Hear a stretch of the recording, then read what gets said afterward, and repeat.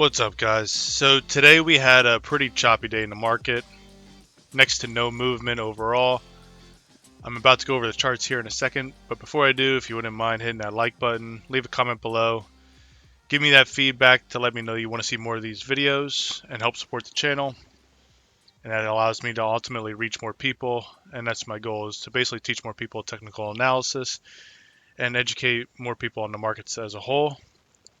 Also, if you want to check out the free Discord, the link's in the description below. It's not always going to be free. Check it out, see what it's about. Right now, I just started a growth account challenge a few weeks ago where I put $100 into this account every week. And I discuss what I'm doing with these trades.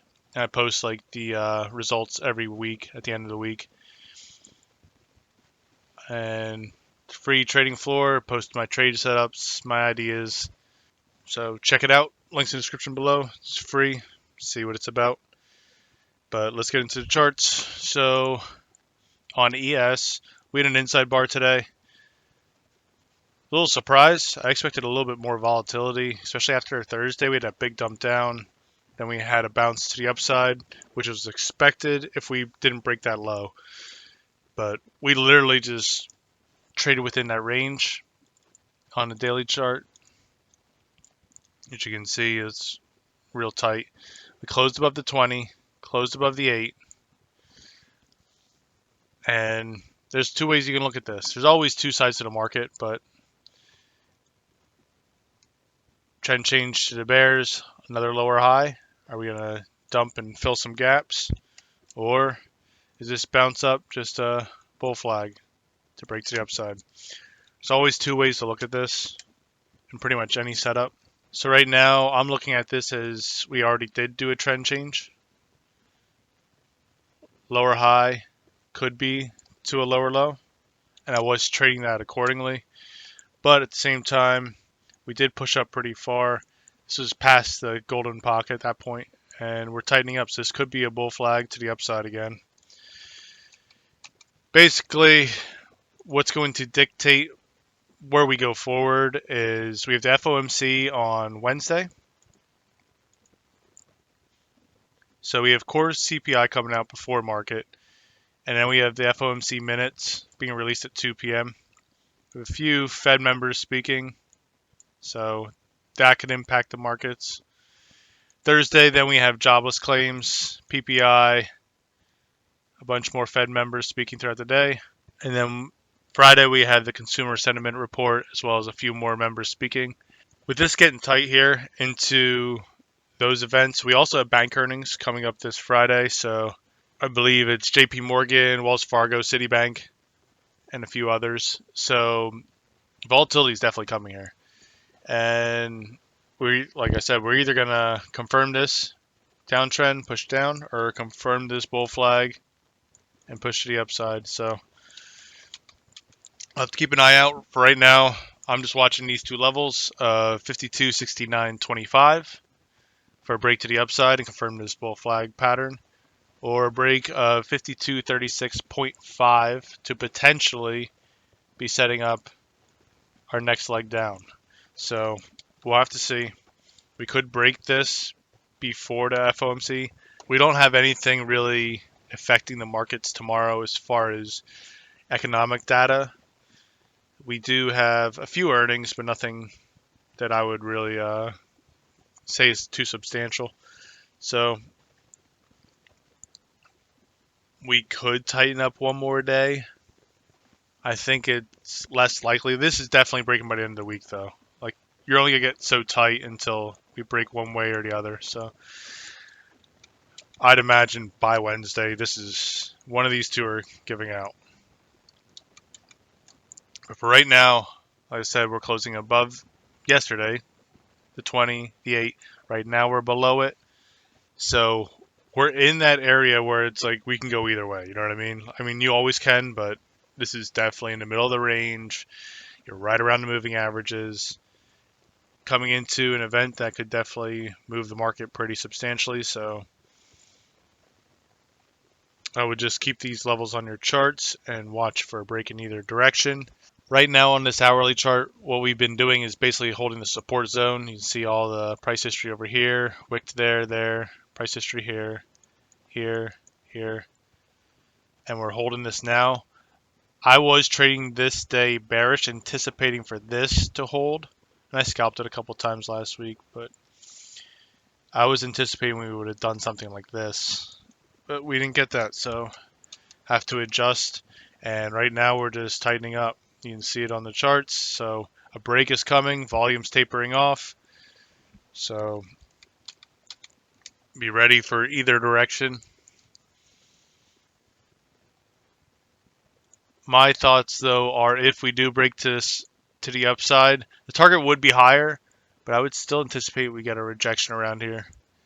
What I am thinking though is that if we were to break this bullish and start to push up, we still have this speed bump zone to contend with, but because we trade sideways for so long, I doubt we're going to get much of a reaction here. So if we do break this and push up, I'm thinking we get a rejection either right at it or spike above and reject after it.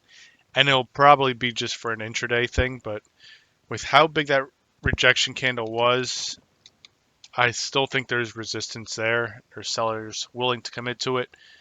Bears having a go at it as far as their stops being close to risk.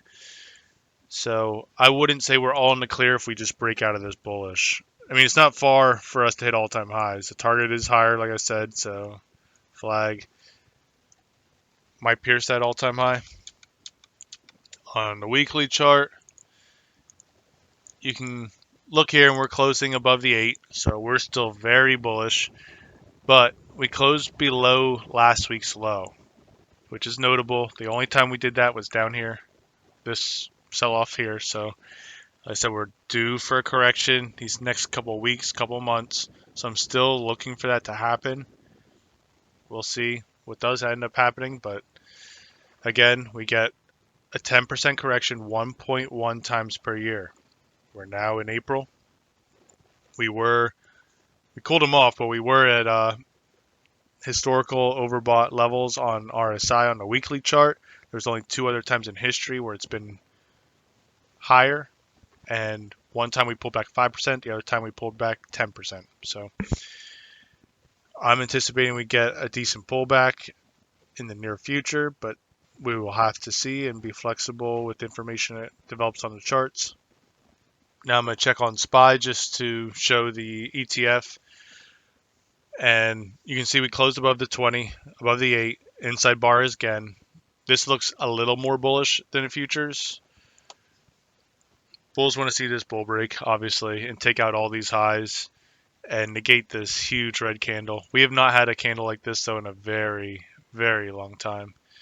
And usually when we do, we get follow through.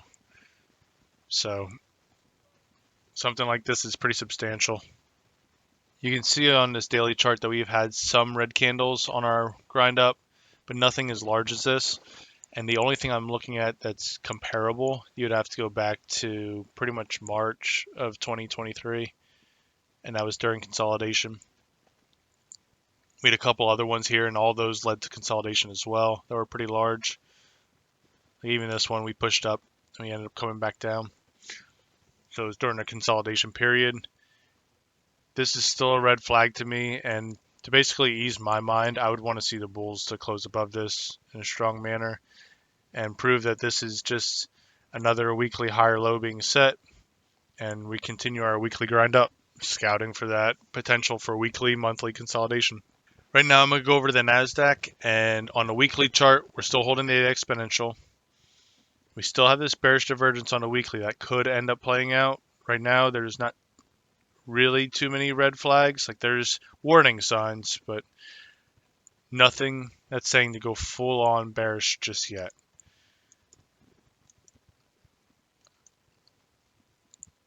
You can see that we had that flush down Thursday. We popped up. We closed below the 20, below the 8. And this could very well be a daily higher low. So down, push up. If we break the low of yesterday's candle, that would confirm that. And we could push down. We have a lot of gaps to fill in the queues. This is the one I'm looking at for a short.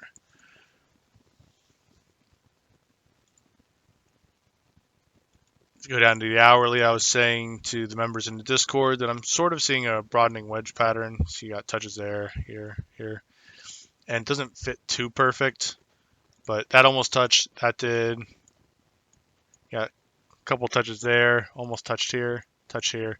It's just showing the concept that volatility is definitely in here. I mean, you can already see that in the chart. And yeah, that big push down. And now we have this push up. So this could be doing the same thing as SPY, but like I said, it's weaker. It's been relatively weaker.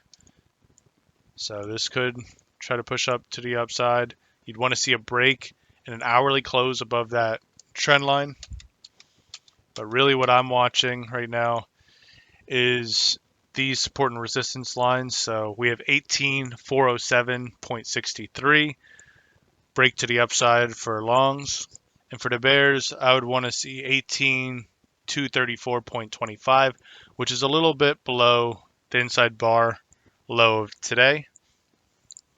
But basically that was a 15-minute support from last week. That is very close by. So I'd want to see that taken out as well. And for the bears, come in with high volume conviction to the downside and see if we can fill some gaps on the Qs. But this is getting really tight. And honestly, it's giving less and less weight to the bear case, but data can come out to impact that. Again, same thing with SPY though. So we have the speed bump zone of resistance above, but with us grinding sideways, I don't see that really holding too much. Maybe it does. But I do see bears trying to step in and commit to this breakdown candle high from Thursday. If not, we have resistance right above it. The Qs are definitely weaker than SPY itself. So I would keep an eye out for this zone and this breakdown candle high. Maybe they spike above it into the zone. And that could be a scalp play. Not saying that'll be, the top of the pullback or anything. The only thing is, with them breaking above that candle high, we obviously would not be doing a daily trend change down. That'd be off the table. So we would have had a push up sideways and a push up to basically a daily higher high. So this could get a little tricky. We're just basically tightening up, but for right now,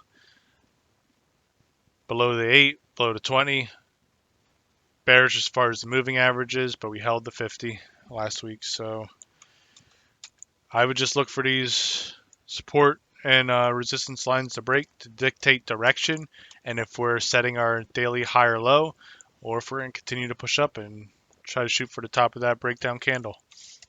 Obviously, like I said last week, we have a lot of gaps on the Qs. On the Qs themselves, we closed below the 8 and the 20. We traded about 2 months up here, so if we do close below the 50 again, that's another check mark for the bears. If we can get any kind of break below 432.74, I think we're waterfalling, and we're probably going to fill a lot of these gaps. I still think that this one fills for sure. These other two, I think they're pretty likely. Timing will be another thing because come down, bounce, chop around for a little bit until they fill. So who really knows how long that'll take? But with how much price history is up here, like I said before, I feel like this is distribution. It's a slow rounding top. We had a slight higher high here, rejected. Slight higher high here, rejected. Is this our lower high? And this will, we rejected here. This pushes up, and that's the real lower high, I guess. If we do flush, like I said, a close below 50, and definitely a close or any kind of trading really below that, I think volume's going to pick up. It'll be a swift move down. This would confirm our weekly bearish divergence on the Qs. It's basically with bearish divergence, you're getting a swift pullback on volume. And with us getting down here, we'd be below the 8. You'd probably see a volume uptick because of a lot of stops triggering once you close below the 432.74. So I'm bearish these next couple weeks, months, but we'll see. And this is what I would trade is the Qs. I don't want to jump the gun too much. Basically, you're looking at the inside bars breaking bullish or bearish right now. I tried scaling in, like I said, on last week, and we ripped a lot higher than I anticipated us to do so. So I'm going to sit on my hands a little bit and see what they're really trying to do. Now I'm going to go over gold a little bit here. So gold's been on an absolute tear. It's a little unfortunate that they shook me out of my positions. I'm definitely a short-term trader. I scalp a lot, so for me to hold, it's a little tough, and that's me just being honest. I had call options for leaps back here, and they'd be up pretty good right now. And I scaled into some on this consolidation, was up pretty good money, and then they had a big rejection candle on volume, and that was a red flag to me. So I was like, I'm done. I don't like how they rejected that breakout right away on volume. So I'm just going to trade other things for now. And you can see since then on this daily chart, they held that low of the flag and have just been an absolute tear ever since, holding above the 8. We are extended though. We're at 83 RSI. We're due for a pullback. That doesn't mean a crash. I'm saying a pullback. I think gold is bullish long term. So still these next 2 years, we're in stagflation. Any kind of rate cuts would ultimately push gold higher as well. We are running pretty hot on the weekly chart. We can still continue to push though. That doesn't mean we have to stop. We consolidated for a little while here. We're above any targets that this would have indicated. So really on gold, you just want to see us continue to grind above this 8 exponential on the daily and hold that. You can see on the 8-hour chart that we are forming some bearish divergence where the price is making higher highs, indicators making lower highs. So it's just something to be mindful of. It's not a sell signal, but you don't want to chase the breakouts because they're less likely to get follow through. You want to be buying dips right now if you're bullish on gold. What I would keep an eye on though is to keep this uptrend going is 2336.8 to keep the 4-hour uptrend intact and see if the bulls can continue to keep this daily uptrend going. It's on a really good run right now. At some point it will consolidate and form its daily higher low. You could say that this was it. I'm not considering it because it was more like push up and that push up as well. So it's in one fluid motion in my eyes. I want to see 2 days of a break, something that's a little clearer. Also on gold is if we do consolidate, one thing I'm going to be keeping an eye out for is first hourly oversold conditions. They usually get a pretty good bounce after an all-time high run. So we're in all-time highs. If we do happen to consolidate, I'll start scouting out zones and areas where I would play a bounce and see if we get hourly oversold into that. I have this zone down here, which we never got. But I'm just going to keep an eye out for it. Right now, I'm not entering bullish up here. It's on a pretty good run. And if you're a bull already in this, you're just moving up your stops. Now I'm just going to briefly cover Bitcoin real quick. You can see we're in a pretty strong uptrend on this weekly chart. Everyone knows that. We are overbought on this weekly, so be mindful that we could definitely suffer a pullback. Bitcoin is known for that. You can see over here we created weekly bearish divergence, got our flush down, still pushed to a new high, and then ultimately consolidated for a long period of time. So I'm just watching it, but right now this is still pretty bullish. So on this daily chart, I would look to see if we can hold this trend line right here. Since we pulled back, created another higher low compared to this consolidation here, and see if we can continue to push upwards on this weekly chart. If not, we should start to look for weekly consolidation if we break this trend line, or for sure if we break that. That'll be a weekly consolidation. So for now, I'm just watching this daily chart on Bitcoin, and I want to see this low of consolidation hold of 64,521.61. And like I said, for bulls continue to push up. If this line breaks, I would expect for us to pull back for a decent chunk of time, maybe form our monthly higher low. So we're definitely due for it. You can see it's been a straight shot up. So pull back, form a monthly higher low, and continue to push on post halving and create our all-time high from there. Like I was saying in Discord, I anticipate Bitcoin to hit 100 to 150k coin. So I think there's a lot more upside here. If we do pull back, that's just more buying opportunity in my eyes, but I want it at certain zones. So I'm not accumulating here, even though I think it's going higher.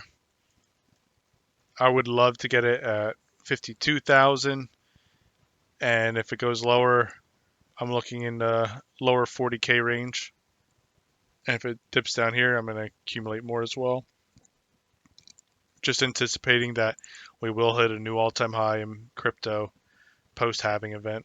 And now it has a lot more acceptance with ETFs and stuff, so gives it a little bit more validity. And I believe this will end up playing out in the longer term. So it's something that I'm looking at going forward.